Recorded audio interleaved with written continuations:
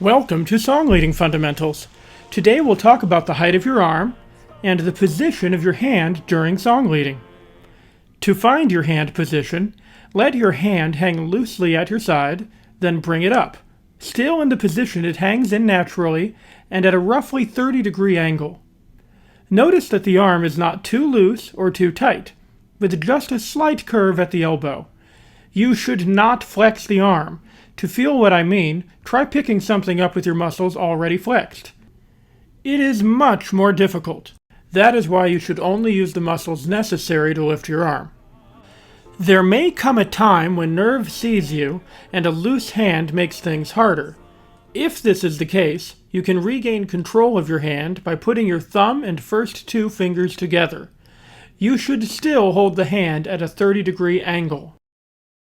Here's something you may not have thought about.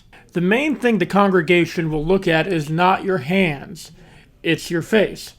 Okay, actually it's the hymnal, but still, when the audience is looking at you, most people will naturally look at your face. This makes it critically important that you not make them choose between your hands and your face. Thus we introduce the plane. Sorry, wrong plane.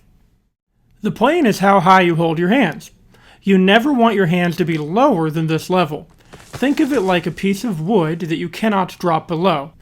If you do allow your hands to drop, it causes two problems. One, if you have a lectern, your hands disappear for either part or all of your pattern.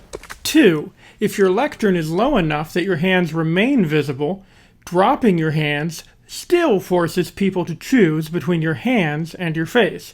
Most will choose your face. All four beats lie on the plane. Beats 1 and 4 tap exactly the same spot. As you determine how high the plane is, your personal height comes into account.